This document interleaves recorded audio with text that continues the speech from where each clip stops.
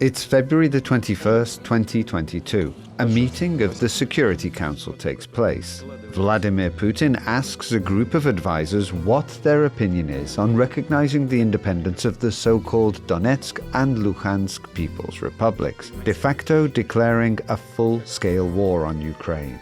Those who have doubts are quickly silenced. Предлагаете начать переговорный процесс? Нет, я... Или признавать суверенитет их? Говорите прямо. Я поддержу предложение о признании... Поддержу или поддерживаю? Говорите прямо, Сергей. Поддерживаю предложение... Так и скажите, да или нет. Да. Поддерживаю предложение о вхождении Донецкой и Луганской народных республик в состав Российской Федерации. Да, мы об этом не говорим, мы этого не обсуждаем. Мы говорим о признании их независимости или нет. Да, я поддерживаю предложение о признании независимости. Хорошо, пожалуйста, садитесь. Спасибо, Владимир Александрович. But the decision had already been made. Ten spektakl, który polegał na zapytaniu ich... This spectacle, which consisted of asking their opinion, was only meant to legitimize a decision taken unilaterally. And it was also meant to bind the entire Russian ruling elite in the invasion through their complicity, that is, involvement in an illegal, aggressive war, illegal actions against a neighboring country, in war crimes. It implicates all of these people. They are all breaking the law by remaining within the system and legitimizing Putin's decisions. This is a guarantee that they will not betray one another. And this is a well-known Russian practice of krugovaya poruka, meaning collective responsibility, a principle that operates in mafia and criminal circles. Looking at the highest levels of power in Russia, it's difficult not to associate it with the mafia. The network of Vladimir Putin's connections and the way he manages them is complex, extensive, and often criminal. In this video, we will explain who the Russian elites are, how power mechanisms in Russia work, and what Vladimir Putin is doing to make sure he never steps down from his position. Rosja pod rządami Putina... Russia under Putin's rule is a country that seems on the one hand to never change, meaning that the system of power appears unchanged. And on the other hand, quite a lot is changing within this system. Especially since the beginning of the full-scale invasion of Ukraine, we have observed many changes. Various phenomena and tendencies that were already visible before have strengthened, and their scale has also increased.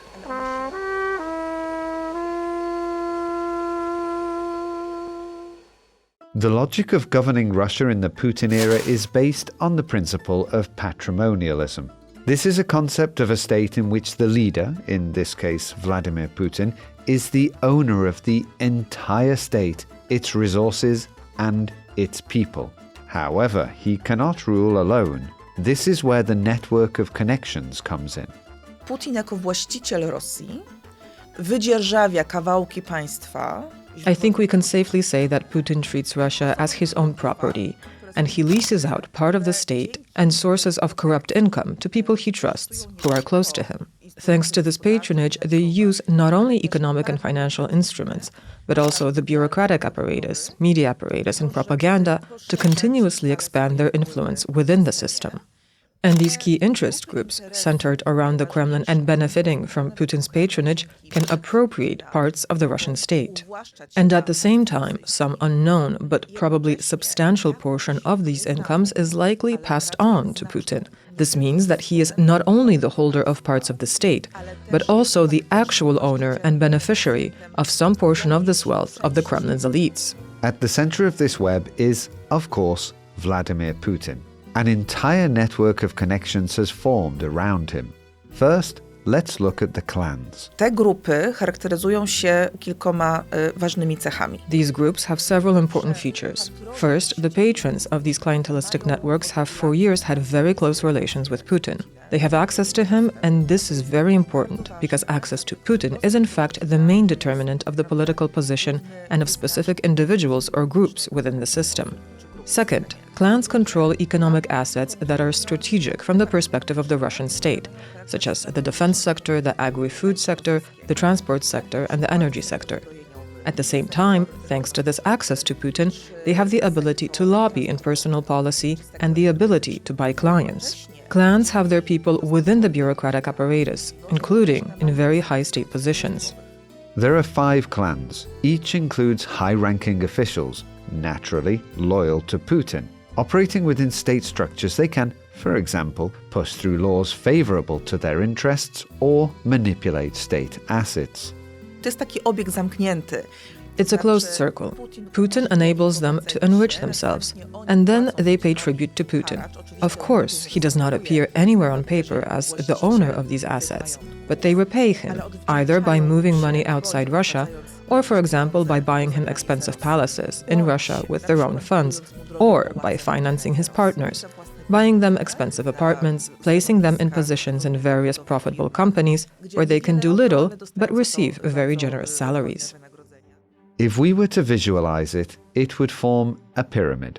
At the top is Putin, below are the clans. But this is still not a complete picture. Not all of the Russian leaders' associates belong to clans. We also have the independent Putinists, among them Dmitry Medvedev, Alexei Miller, Mikhail Mishustin, Ramzan Kadyrov, and Elvira Nabiullina. Prezeska Banku Centralnego. She is the head of the central bank and the architect of a big success, namely the stabilization of Russia's currency market. After the start of the full-scale invasion in Ukraine and the imposition of several financial and economic sanctions, Russia was able to stabilize its financial market and continues to be able to finance the war, largely thanks to Nabiullina. Another important element of the balance of power in Russian circles are the security structures and Putin's family. Here, Putin's daughters, Katerina and Maria, are a particularly interesting topic. They operate in a rather peculiar business. Starsza córka zajmuje się. The elder daughter works, among other things, in medical innovation, personalized medicine and diagnostics. The younger daughter works in technical innovations, including biotechnology. And it's clear that they are engaged in fields that, for various reasons, interest Putin himself and the key figures surrounding him in the Russian power system. Officially, it's about security because, as everyone in Russia knows, the West wants to create a genetic weapon that will kill Russians, and Russia must defend itself. But there are also other reasons. These are topics that directly interest Putin because he wants to extend his life for as long as possible. He wants to remain young for as long as he can, and he wants to rule Russia for as long as possible, and as long as possible, avoiding death. This is, of course, not the end of Putin's family connections within the state structures. Ciekawym przypadkiem jest Anna Cywiliowa, czyli stryjeczna bratanica Putina i jej mąż. Anna Cywiliowa, the daughter of Putin's cousin, and her husband are an interesting case. For many years, they enriched themselves thanks to their kinship with Putin. Cywiliowa became wealthy in the coal and tourism sectors, among others. In 2024, as part of a partial government reshuffle, she was appointed Deputy Minister of Defense. She is responsible for the social sphere in the army, for support of veterans of the invasion of Ukraine, while her husband, Sergei Civiliov, was at the same time appointed Minister of Energy. We can assume that these people are Putin's eyes and ears in very important ministries, the energy sector and the Ministry of Defense. Putin has relatives and in-laws spread across other important parts of the Russian system as well, including Gazprom. These individuals generally do not have real influence within the administrative apparatus. The Civilovs are an exception, but they can enrich themselves thanks to these positions. And with a high degree of probability, we can say that they are in fact figureheads who simply lend their names to assets that are de facto Putin's assets. And this is what the top of Vladimir Putin's state pyramid looks like. But today we are dealing with a new project of the Russian leader, the reconstruction or rebirth of the nation in the flames of war. Weterani inwazji są prezentowani przez samego Putina, przez Kreml, przez... Veterans of the Ukrainian invasion are presented by Putin himself and by the Kremlin and by many state officials and ideologues as the new, truly patriotic elite. Putin directly contrasts invasion veterans with the cosmopolitan, unpatriotic elite of the 1990s, including oligarchs who enriched themselves during the transformation. There are several purposes of creating a new wartime elite. Propaganda is one of them, presenting veterans as war heroes. Discipline, and more precisely disciplining the old elite, is another, showing that newcomers can replace the old elite. Apparent social mobility, like promoting veterans or individuals connected with the military, is meant to show that, through combat, social advancement is possible, and the electorate, the elite that emerged from the wartime environment, is reluctant to end the war. We died, we were wounded, we risked our lives. For what? A pact with the West? This is what they would claim. Jeszcze jednym ważnym celem One other part of promoting this new elite is reintegrating people who come back from the front. These are men with combat experience who are able to use weapons and are often insubordinate and prone to violence. The state offers them career opportunities, and this takes place on several levels. They are co-opted, for example, into state administration, but they end up at lower-level positions. In terms of elected positions, they go to the municipal-level positions, where there is no real power or money, as the old elites strongly resist allowing new people to share the shrinking assets. Veterans are also directed into the education system as part of so-called patriotic education. They talk about the war in exclusively positive terms, in the spirit of imposed heroic militaristic patriotism, and they are involved in practical classes for children and young people, where young Russians learn, for example, how to operate drones or weapons.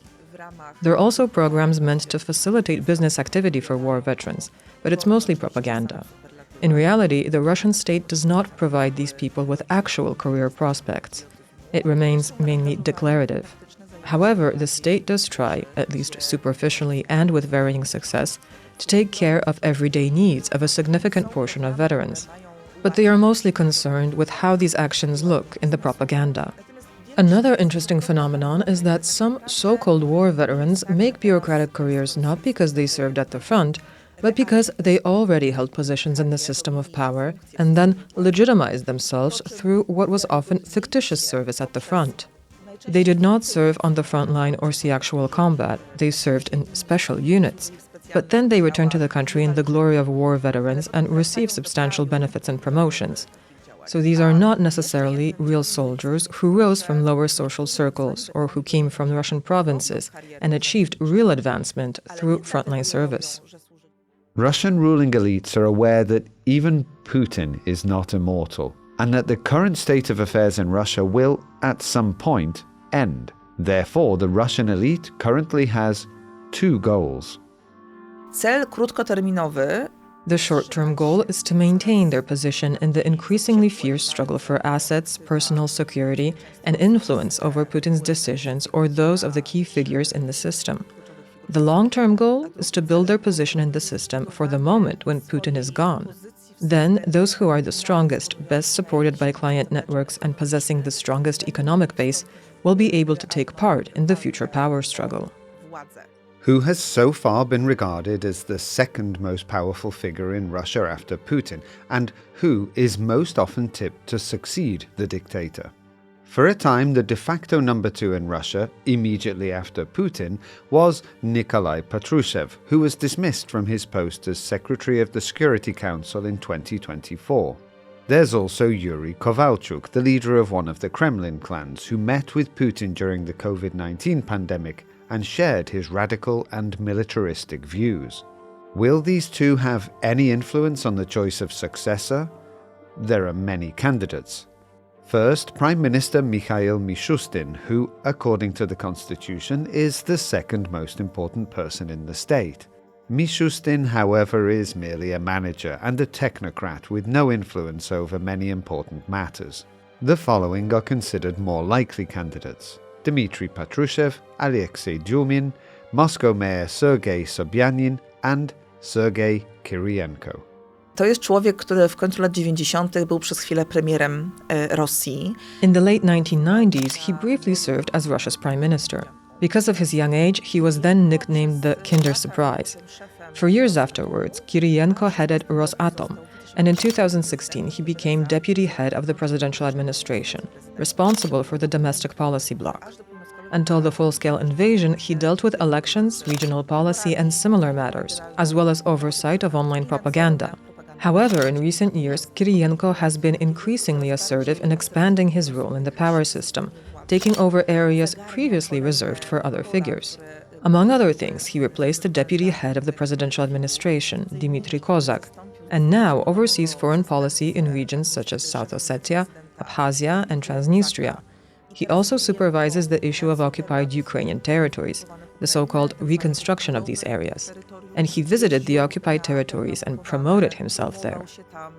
Kirienko's subordinates were responsible for organizing annexation referendums in the autumn of 2022 and ensured outcomes favorable to the Kremlin in subsequent elections in those territories. They also recruit Russian occupation personnel and continue policies of Russifying the local population. Ten system, który się w Rosji ukształtował, The system that has formed in Russia does not like overly ambitious individuals. It does not like it when someone rises above their permitted level. Therefore, it should be expected that someone will eventually curb Kirienko's ambitions. For elites to remain loyal and obedient, they must be disciplined and motivated. Let's first look at the motivation of Putin's Praetorians. Te motywacje są związane zarówno z sytuacją w samej Rosji. These motivations are linked both to the situation within Russia itself and to Western policy towards Russia. It should be assumed that only a very small group of the Russian ruling elite genuinely holds actual pro-war, anti-Western views. For decades, these people enriched themselves through relations with the West, through the ability to earn money in Russia and move it to safer jurisdictions, and they had no interest in dismantling this comfortable arrangement. However, the Russian elite has an ability to adapt to worsening conditions, and one dimension of this adaptation is the increasingly frequent demonstration of attachment to this Putinist, militaristic, revanchist, anti-Western ideology. We see a process of the Russian elite realigning itself ideologically, and it's a two-way process. On the one hand, the obligation to demonstrate adherence to these Putinist ideals and anti-Western values is imposed from the top. On the other hand, there is also an element of bottom-up overzealousness. Members of the elite know what the Kremlin expects of them, and at the same time, they see rising budget expenditures on the army, propaganda, and internal security and repression. They see where the opportunities lie, for example, to earn money through lucrative state contracts, grants from the federal budget, and indeed they can earn a large amount of money like this, and then move these funds into private accounts. And this too motivates them. The elite is therefore still able to earn large sums of money despite Western sanctions. They can profit from circumventing sanctions and even maintain assets in Europe. Last year, independent Russian media outlets reported that Valentina Matvienko, the chairwoman of the Federation Council, although on international sanctions lists, was allowed to travel to Switzerland for an important UN meeting, where she could freely spread lies about the war in Ukraine. Her son resides in San Marino, where he owns assets that also belong to Matvienko, and he is not on any sanctions lists and can freely manage this property. So the elites see that Putin remains effective enough as a leader to make sure they have not been entirely cut off from their previous benefits.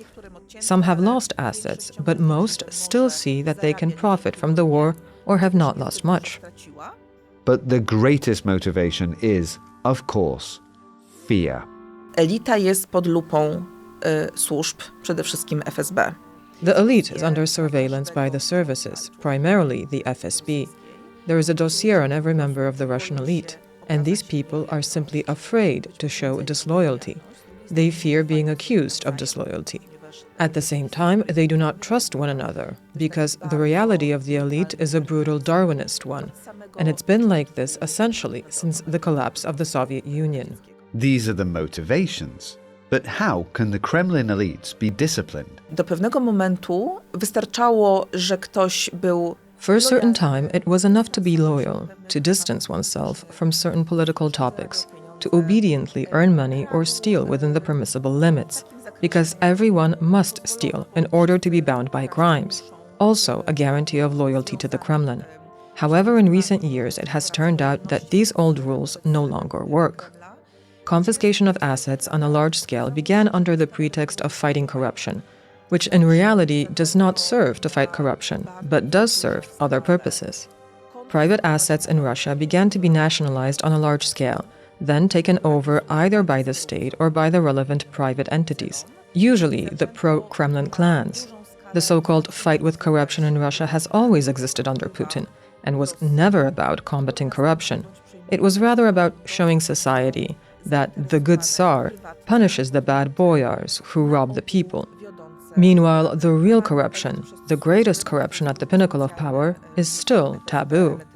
This also serves to settle scores and discipline elites through the security services, primarily the FSB, but also institutions such as the Prosecutor General's Office or the Investigative Committee. At the same time, in the face of growing budget problems and deficits, nationalizing or confiscating assets from individuals and groups labeled as corrupt simply serves to generate revenue for the state budget. This means that companies and assets that were privatized in the 1990s are being investigated. After many years, the Russian prosecutor's office began to claim that some of these privatizations were in fact illegal. The rules were even changed so that cases from decades ago could be revised. In practice, it works like this. The state can return to a privatization from the 1990s, declare it invalid, and seize the property from the owner, transferring it to the state. And no one wants to lose their assets. Tak naprawdę nie ma już żadnych w Rosji gwarancji własności. In reality, there are no longer any guarantees of property rights in Russia. This problem existed long ago. Property was always somewhat conditional. But for a time, those who acquired assets during the economic transformation could feel relatively safe. Only clear cases of political disloyalty led to confiscations. Now the system is opaque, even to the insiders. These arbitrary criteria for the nationalization and redistribution of assets, this growing uncertainty, are meant to discipline elites during a difficult period for the country and its leader in wartime. There is no room, not even a little, to deviate from the political line. One must simply actively and zealously demonstrate loyalty to the leader. There is the critical question of what happens when the country stops being at war, which will mean that all the issues that have been suppressed will appear. When the element of mobilization disappears, meaning the country is no longer at war, there is no longer a need to be disciplined, obedient, and to mobilize all the resources for the war machine. Right now, the besieged fortress syndrome, fueled by state propaganda, allows for the suppression of discussion about the condition of the economy, for example, about the lack of a vision for the future, about the fact that cuts to social policy have already occurred, while at the same time, the army, the defense sector, propaganda, and the internal repression continue to be generously funded. If the war ends, all these issues will immediately rise to the surface and may become a source of political and social tensions. But also, if as a result of the war and sanctions, Russia experiences a serious economic crisis, which would also undermine the very foundations of the war machine, then greater tensions within the elite over shrinking access to assets than those seen so far may emerge. If Putin loses the physical ability to govern the country, conflicts and a struggle for power will immediately arise. And they may also be violent because each of the clans, each of the key figures in the power system, has their own forces that can be activated if necessary. Therefore, unless a successor to Putin is selected in advance, and unless there is a consensus within the elite around this figure, we should expect some turbulence. Thanks for watching. You can find more about the Kremlin's loyal Praetorians in the report by Maria Domańska on our website. The link is in the description. And if you enjoyed this film, check out our Russia archive. Also, please don't forget to subscribe.